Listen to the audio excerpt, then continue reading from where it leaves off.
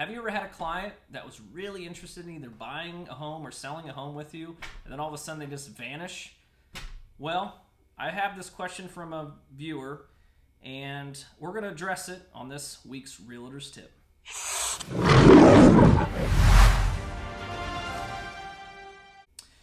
So I had a viewer that sent me a message, and they said, Adam, how often or how long should I basically hound or harass or reach out to a client that seemed really interested, and then now all of a sudden they've just kind of disappeared? Well, in this term in 2020, I think we call that ghosting. That happens a lot, and it happens to me, and I think every agent would have stories about that. Someone who's really interested in buying or selling a home, or just any product in general, they're very eager, and then all of a sudden they just disappear. Well, don't take that as a no. Sometimes life happens. In our business, a week can feel like an eternity, but a week for a normal client might feel like 5 minutes.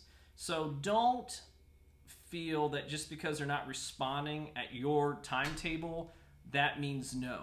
So something that I do is I follow a system, and that system is, if I promise that I will reach out to them, say for example today's Wednesday, January 22nd, and if I said, hey, I'm going to send you the paperwork, look over it, I'll get a hold of you on Friday.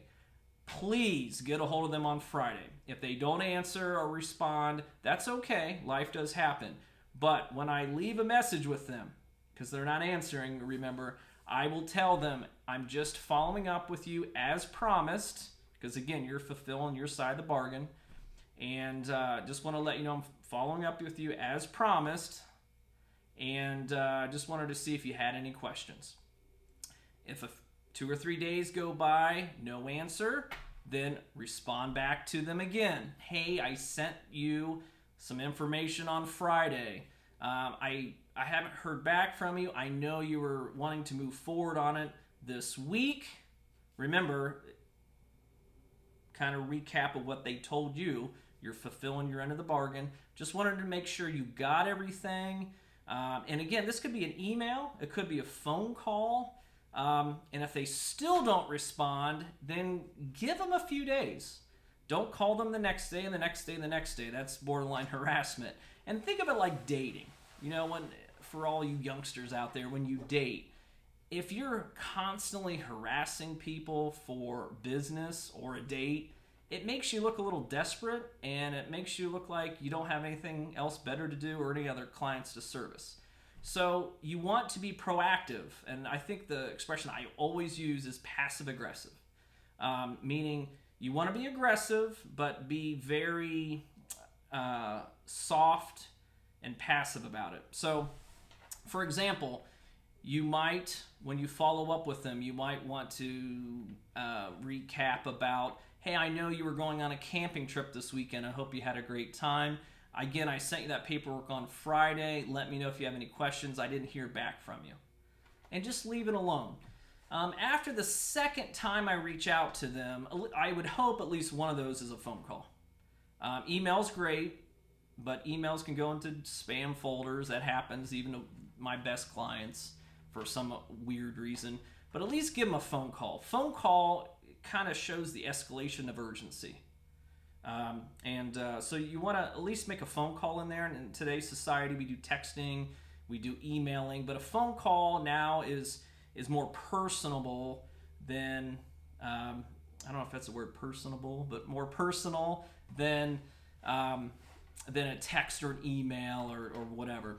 So at least make a phone call out of those a couple attempts. If they don't respond after an email or a text and a phone call, then give them a week. Just let them cool off. Life happens. Sometimes bad things happen to really good people. Let them reach back out to you. Okay? Again, if you send out 2, then 3, then 4 responses and you're getting nothing, there's something going on. And it might be, I hope this doesn't hurt your feelings, but it might be just they just don't want to do business with you, and they just want to be, they can't say no, because there's some people like that, and that's okay. You wish they'd have a little bit more respect to tell you no, but again, after a second attempt, just back off. Something that I do when I meet clients that I'm interested in working with as well, after that first day I meet them, I'll reach out to them via Facebook and LinkedIn just to join them in my friend group. I'll add them to my database for my email campaigns. So again, I'll reach out a couple times to them. They don't get back to me. Obviously, that kind of hurts your ego a little bit. But again, life happens. Leave it alone. And then just as you have them on your Facebook feeds, your LinkedIn feeds, as well as your email campaign, you're passively marketing to them now. Again, you've been very direct with them. They're not responding to you for whatever reason, but now you're passive marketing to them through social media and email marketing. Just so they know you're not out of business, you're still here. Obviously, something's going on that they don't want to open up and tell you.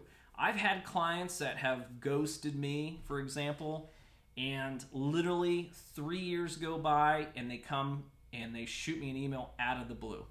Now, is that someone I want to work with? I don't know. Maybe, but that brings up red flags because we all know in this business, buying and selling a home is a journey, and it is a long journey before we get to the destination. So it's a team effort. So you have to decide, that old cliche that I use all the time, not all business is good business. So you have to decide if you want to pursue that relationship or not. So if you do, you might want to set clear boundaries. We've had a podcast earlier about boundaries. So that, this is how it works. This is a process. If I text you, it's because I need something from you. I need you to respond. Is that a problem? If not, we can come up with another solution. So kind of recapping. 1, don't feel bad if they don't respond to the first attempt. If they don't respond to text or email, then call them. If they don't respond to your voicemail and your phone number showing up, then just let them cool off, okay? Give them at least a week. But in the meantime, add them to your Facebook, to your LinkedIn, to your email marketing, so they know you're still there, you're alive, and if they want to come back to you, then you're welcome to do that. So I hope this tips goes well. If you like what you've heard, please like and subscribe below, and let all your friends know these great realtor tips. So again, this is Adam Ashba with Ashmont Realty, and we will see you next time. Thanks for watching.